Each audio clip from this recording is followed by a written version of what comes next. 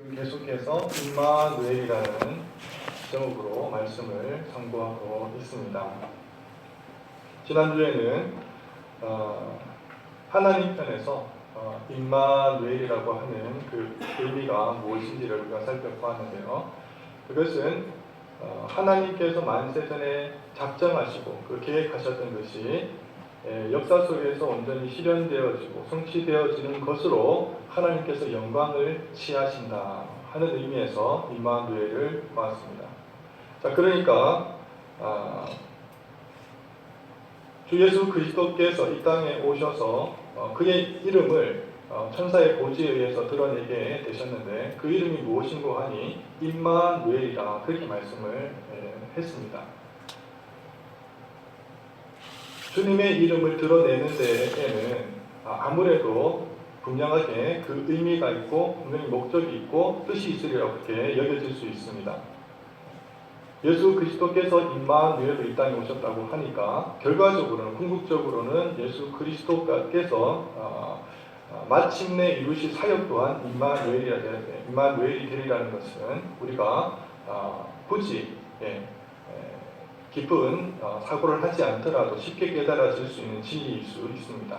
그래서 하나님께서 마지막 날 성취하시는 그 임마누엘을 통해서 하나님은 영광을 취하시겠다. 그렇게 우리에게 약속을 주고 있는 것입니다. 이것이 하나님 편에서 임마누엘입니다. 하나님 편에서 임마누엘. 자, 그러면 오늘은 우리 성도의 입장에서 임마누엘을 한번 살펴보도록 하겠습니다. 특별히 성도의 구원의 측면에서 우리가 한번 말씀을 상고하도록 하겠는데요. 먼저 제가 말씀을 드리기 전에 양해를 좀 구할 것은 제가 그 설교를 제가 한 3개월 정도 우리 교회에서 지금 하고 있지 않습니까? 그러니까 하시는 말씀들이 간혹 그런 말씀을 들어요. 이 목사는 그 설교를 학적으로 한다 이런 얘기를 좀 하시는 얘기를 듣습니다. 강의하듯이 이렇게 한다 이렇게 얘기를 하시는데 제가 이번 말씀을 준비할 때도 제발 제 설교가 학적이거나 학위적이지 않으면 좋겠다는 생각으로 열심히 노력하고 고군분투했습니다.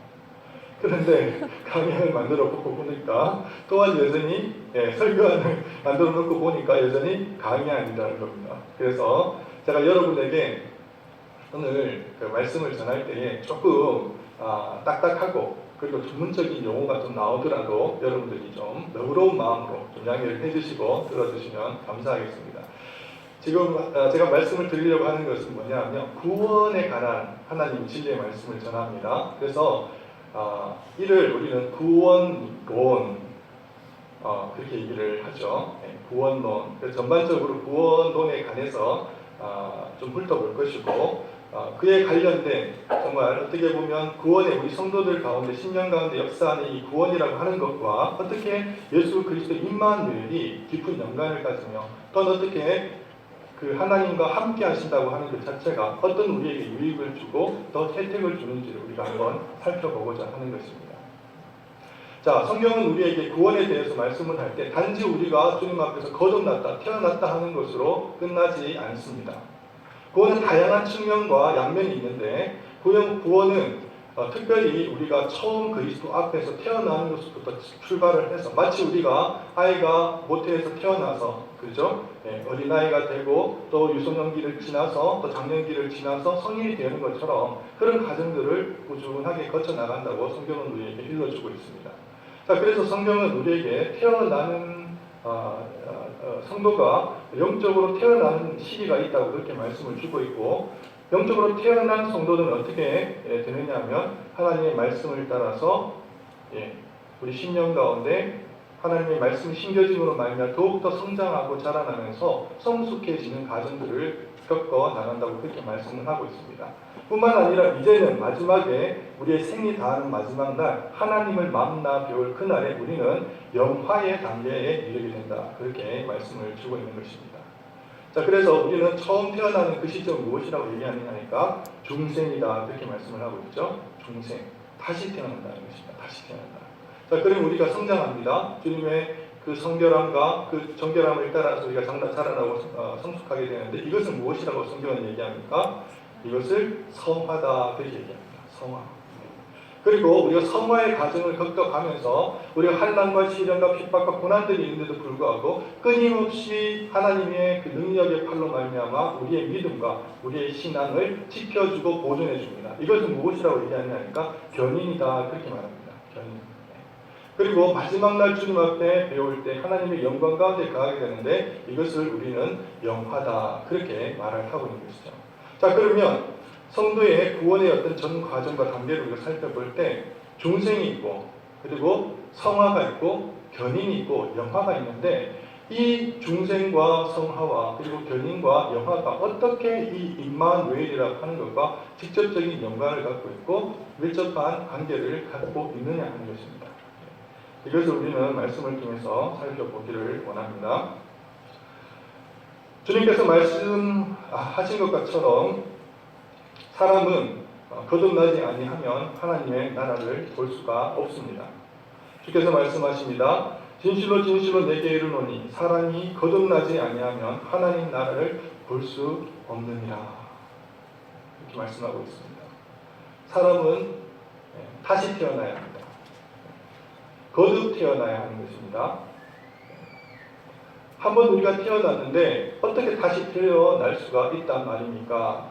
세상 사람들 그렇게 물어볼 수 있습니다. 그래서 유대인 중에 지식인이라고 할 수 있는 니고데모조차도 예수님 앞에서 이를 이해하지 못한 나머지 우리가 다시 모태에 들어가 다시 태어나야만 합니까? 라고 동문서답을 했던 것을 우리는 알고 있죠.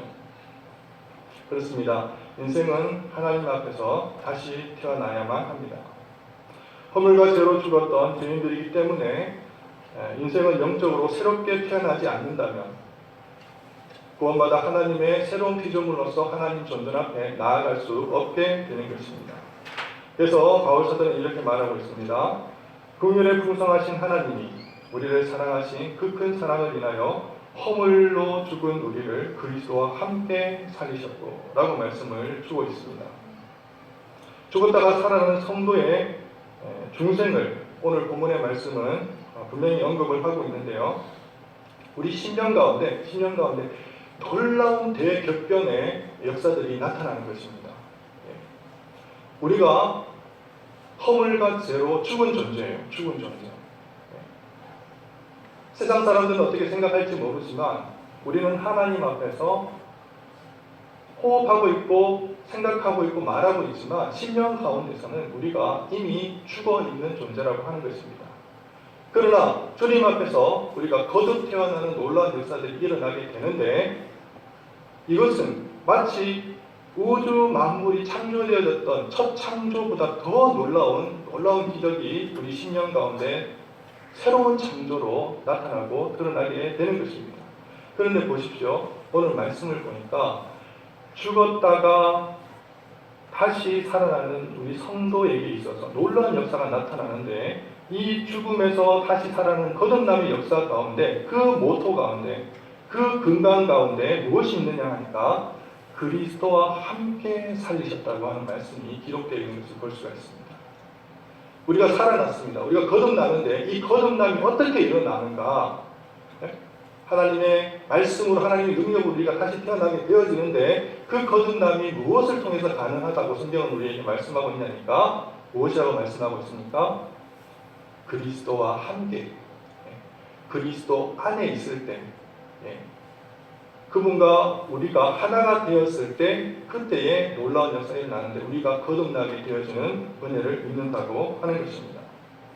성도는 본질상 죄로 인하여 영적으로 죽은 자이었으나 하나님의 은혜로 영적으로 새롭게 다시 태어나는 그 시기와 때가 있는데 이는 하나님의 임마누엘의 역사로 말미암아 중생되어지고 거듭나게 되어지는 은혜를 우리가 누리게 된다는 것입니다. 그렇습니다. 그리스도의 하나됨이 없이는 중생의 역사가 우리 신령 가운데 절대로 다시는 일어날 수가 없게 되어지는 것입니다. 이토록 임마누엘과 중생과의 밀접한 관계를 우리는 말씀을 통해서 증명해 낼 수가 있습니다. 자, 이제 두 번째로 우리가 살펴볼 것은 하나님과의 하나됨과 우리 구원의 실제의 다양한 측면 가운데 성화라고 하는 것을 우리가 한번 살펴보도록 하겠습니다. 성화라고 하는 것은 무엇입니까? 성화라고 하는 것은 그 말 그대로를 우리가 풀어서 우리가 해석하더라도 전혀 이해에 어려움이 없습니다. 거룩해 지어 가는 것이죠. 거룩해 져 가는 것입니다. 거룩함이고 우리 신령 가운데 우리 내면과 의격 가운데 성결을 이루고 정결을 이루어 가는 것입니다. 자, 그런데 이 성결과 이 성화와 이 그리스도의 하나님과 어떤 관계와 연관이 있는가? 우리가 말씀을 우리가 한번 살펴볼 필요가 있겠죠. 고린도전서 1장 30절은 이렇게 말씀하고 있습니다. 너희는 하나님께로부터 나서 그리스도 예수 안에 있고 예수는 하나님께로 나와서 우리에게 지혜와 의로움과 거룩함과 구속함이 되었나니라고 말씀을 우리에게 주고 있습니다. 그렇습니다. 그리스도는 하나님께로 나왔고 우리는 하나님의 의로움과 구속함과 거룩함이 되었다고 말씀을 우리에게 증거하고 있는 것입니다. 무엇입니까? 우리가 주님 안에서 거룩을 이루어가는 데 있어서 성화를 이루어가는 데 있어서 절대적으로 필요한 것이 무엇인가 하니까 주님과의 하나됨이라고 하는 것입니다. 주님과의 하나됨. 여러분, 세상이 얼마나 오염되어 있는지 여러분 잘 아시죠? 여러분 명절을 이렇게 지내시고 보내시면서 많은 우리 정겨웠던 친인척들을 만나고 돌아오셨지만 여러분들 가운데서는 정말 즐거웠던 기억들도 있을 것이고 아니면 가까운 친인척이라 하더라도 언젠가 논쟁담 때문에 어떻게 보면 스트레스를 받고 나쁜 기억을 가지고 돌아오신 여러분들이 있으실 것입니다. 그렇습니다. 세상은요 그렇게 만만하거나 허락한 세상이 아닙니다. 참으로 거짓과 술수가 난무하는 그야말로 어둠이 그리고 사단이 통치하는 그런 세상이 곧 우리가 살고 있는 이 세상이 되는 것입니다. 그것뿐이겠습니까? 세상보다 더 부패하고 오염되는 것이 무엇입니까? 우리의 심령 아니겠습니까? 우리의 심령은 오히려 이 세상이 지저분하고 더럽고 추악하다고 하더라도 우리 심령만큼 더 더럽고 추악하고 오염되어 있는 것은 없을 것입니다. 우리는 주님 앞에서 깨끗하여지고 거룩하여지고 성결해야만 하는 의무가 있습니다. 그런데 어떻게 우리의 능력으로 정말 우리가 본질적으로 타락하고 허물로 인해서 죽은 우리가 어떻게 과연 주님 앞에서 거룩해지고 정결해지고 성결해질 수가 있단 말입니다. 주님과 우리가 하나가 되지 않고서는 이 거룩의 역사는 도저히 실현될 수가 없는 것입니다. 이 사실을 우리가 알 때 우리는 주님께서 말씀하신 포도나무의 비유를 분명히 들어야 될 줄 믿습니다. 주께서 말씀하십니다. 나는 포도나무요 너희는 가시니 저가 내 안에 내가 저 안에 있으면 이 사람은 가시를 많이 맺나니 나를 떠나서는 너희가 아무것도 할 수 없으니라 말씀하십니다. 주님은 포도나무에 우리는 가시입니다. 우리가 거룩하기를 원하십니까? 우리가 정결해지기를 원하십니까? 그렇다면 우리는 늘 주님과 동행하며 주님과 떨어지지 아니하고 주님과 붙어 있어야 될 줄 믿습니다.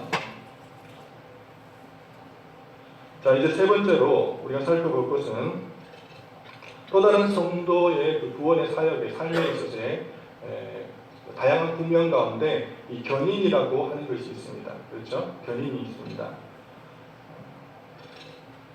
하나님께서 택정하신 그 백성들은 끝까지 하나님께서 보호하시고 지켜주신다는 그런 그 은혜의 약속의 구원의 가정이 견이라고 하는 것인데 성도는 그리스도의 하나님을 통해서 믿음의 삶을 견뎌내고 이겨낼 수가 있습니다. 성경은 참다운 신자들을 하나님께서 보존하시되 그들로 하여금 끝까지 믿음의 삶을 견뎌낼 수 있기까지 보존하신다고 우리에게 약속을 주고 있습니다. 주님께서 요한복음 10장 27절과 28절에서 분명히 약속하고 계신데요. 내 양은 내 음성을 들으며 나는 저희를 알며 저희는 나를 따르느니라. 내가 저희에게 영생을 주노니 영원히 멸망치 아니할 터이요 또 저희를 내 손에서 빼앗을 자가 없느니라. 또한 우리에게 말씀을 하고 있습니다. 이제 우리가 말씀을 한번 찾아보시기를 원하는데 로마서를 보시겠습니다. 로마서 8장 35절입니다.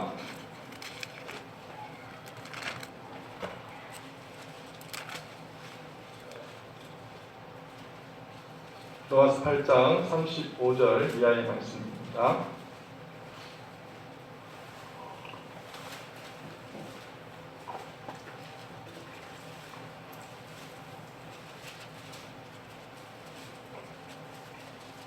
로마서 8장 35절 우리 한번 한 목소리로 읽도록 하겠습니다. 시작. 누가 우리를 그리스도의 사랑에서 끊으리요? 환난이나 공고나 박해나 기근이나 적신이나 위협이나 칼이랴. 기록된 바 우리가 종의 주를 위하여 죽임을 당하게 되며 도살당한 양같이 여김을 받았나이다 함과 같으니라. 그러나 이 모든 일에 우리를 사랑하시는 이로 말미암아 우리가 넉넉히 이기느니라. 내가 확신하노니 사망이나 생명이나 천사들이나 권세자들이나 현재일이나 장래일이나 능력이나 높음이나 깊음이나 다른 어떤 피조물이라도 우리를 우리 주 예수 그리스도 안에 있는 하나님의 사랑에서 끊을 수 없느니라. 아멘. 믿습니까? 아멘. 여러분 하나님의 사랑 맞습니까? 여러분 하나님 안에 있습니까? 그러면 여러분 인생을 살아가는 동안에 어떤 대적이 나타나고 어떤 장애가 있고 어떤 불안 요소가 있다 할지라도 여러분은 끝까지 그리스도인으로 살아가실 줄을 믿습니다. 그것이 환난이나 핍박이나 적신이나 기근이나 장래일이나 오늘의 현재일이나 생명이나 사망이나 사탄이나 천사라 할지라도 그리스도 안에 있는 그 사랑에서 우리를 끊을 수가 없다고 하는 것입니다. 이것이 어떻게 가능합니까? 이것이 어떻게 우리가 현실 속에서 이루어질 수 있단 말입니까? 그것은 우리가 주 예수 그리스도 안에 있기 때문에 가능한 현상이 되는 것입니다. 주님께서 우리의 주인이 되어주시고 우리의 포도나무가 되어주시고 우리 안에 내주하여 주시고 그러므로 말미암아 주님과 내가 하나가 되었기 때문에 이 놀라운 역사들이 우리 삶 속에서 이루어지게 되는 것입니다. 이제 마지막으로 네 번째죠. 하나님께서 허락하신 구원의 다양한 국면 가운데 마지막 이 영화라고 하는 것, 하나님의 영광 가운데 우리가 거하게 되는 그 영화라고 하는 것과 어떻게 이 임마누엘이 무슨 관계가 있고 어떤 연관을 가지게 되는지를 우리가 살펴보기를 원합니다. 이 말씀은요, 굳이 다른 것을 찾아볼 필요가 전혀 없습니다. 우리 주님께서 이름이 무엇이라고요? 임마누엘입니다. 임마누엘. 주님께서 임마누엘이라고 하는 것은 그분께서 이 땅에 정말 육신의 몸을 입고 오신 그 목적이 무엇인가 하니 곧 임마누엘이기 때문에 그 이름이 임마누엘입니다. 자, 그렇다면 그분의 궁극적인 사역은 무엇입니까? 그분의 궁극적인 목적은 무엇입니까? 우리와 함께 하는 것입니다. 우리와 함께 하는. 그러면 우리 성도에게 있어서 궁극적인 또 목적이 무엇이 되는 것입니까?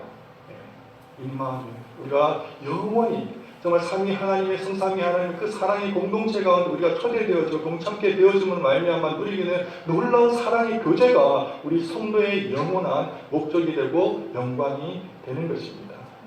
그렇기 때문에 우리의 영화라고 하는 것은 우리가 하나님 앞에서 영광을 누린다고 하는 것은 절대로 임마누엘과 떨어질래야 떨어질 수 없는 관계를 가지게 되는 것이죠. 임마누엘. 그 자체가 우리는 곧 성도의 영광이 되는 줄을 믿습니다. 사랑하는 성도 여러분, 이제 말씀을 마치겠습니다. 정리하도록 하겠습니다. 우리는 짧지만 성도가 누리는 성도의 어떤 구원의 전 과정에 있어서 중생과 또 성화와 그리고 견인과 이 영화라고 하는 그 관계 속에서 정말 하나님과 함께 하는 것, 그리스도 안에서 정말 우리가 하나가 되어지는 것과 이 구원의 전 과정이 어떤 관계를 가지고 있는지를 우리는 살펴보았습니다. 그래서 성경은 성도의 구원에 있어서 그리스도와의 하나됨이 어떤 영광을 가지고 어떤 의미를 가지며 어떤 위치를 가르치는지를 소상히 우리에게 드러내고 있는 것을 우리의 말씀을 통해서 깨닫게 되어진 것입니다. 그리스도의 하나됨은 성도의 구원에 있어서 가장 근본 토대가 되고 근간이 되는 또 기초가 되는 그런 하나님의 진리의 말씀이 되는 것입니다. 제가 여러분과 말씀을 마무리하면서 드리고 싶은 말씀은 이것입니다. 여러분 그리스도 안에 여러분 거하고 계십니까? 여러분 주님과 함께 연합하여 살고 있습니까? 주님의 말씀 가운데 온전히 머물고 있습니까? 여러분, 하나님의 입장에서는 우리와 하나됨이라고 하는 것은요, 성령 하나님의 역사로 말미암아 이루어지는 것입니다. 그러나 우리의 입장에서는 하나님과 하나됨이라고 하는 것을 무엇을 통해서 이룰 수 있느냐 하면요, 말씀을 통해서 이룰 수 있습니다. 말씀을 통해서. 그래서 우리가 부단히 정말 어떻게 보면 그 달리기 경주하는 선수들이 전력 질주하면서 사력을 다해서 달려가는 것처럼 우리는 무엇을 붙잡아야 되는 거니까 말씀 대신 예수 그리스도 되시는 말씀을 온전히 우리는 붙잡아야만 하는 것입니다. 그럴 때에 우리는 그리스도 안에 있게 되는 놀라운 역사와 은혜를 누릴 수가 있게 되는 것입니다. 사랑하는 성도 여러분, 체험적인 신앙이 무엇입니까? 여러분, 체험적인 신앙을 기억을 하셔야 되는데, 열심히 우리 주님 앞에서 기도하고 또 하나님을 간구하는 것을 통해 하나님께서 응답을 받았어요. 그거 하나님 안에서 체험적인 신앙 맞습니다. 맞아요. 그리고 우리가 아픔과 그리고 고통 속에서 정말 어떻게 보면 치유함을 받고 회복함을 받았어요. 그것도 회복하는 것이 하나님의 체험적인 신앙이 맞아요.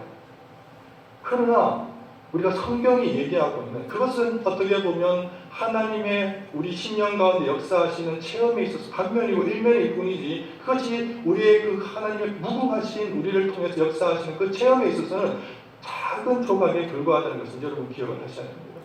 무엇이 체험의 신앙인가?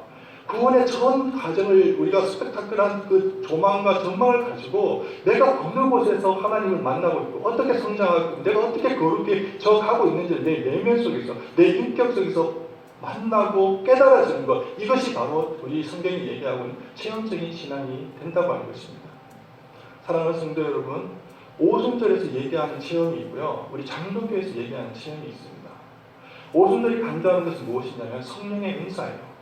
그러나 장로교에서 얘기하고 있는, 성경이 말씀하고 있는 체험은 무엇인가 하니까 은사가 아닙니다. 아시겠습니까? 성령의 열매입니다. 제가 말씀을 드리지만 성령의 은사가 하나님의 능력이나 그리고 하나님의 그 역사가 아니라는 것을 얘기하는 게 아닙니다. 성경이 기록하고 있는데 그것이 당연히 하나님의 영광이고 하나님의 능력이죠. 그러나 우리가 강조하는 것은 무엇인가 하니까 하나님의 말씀 속에서 내 심령이 변화되어지고 내 인격이 온전히 겸손해지고 낮아지고 내가 사라지고 없어지는 그 성숙을 우리는 체험의 신앙이라고 말씀하고 있는 것입니다. 자, 그렇다면 우리 삶 속에서, 우리의 입술 속에서, 우리의 교회 속에서 무엇이 드러나는가 하니까 절대 나의 얘기는 그저 나올 수가 없는 것입니다.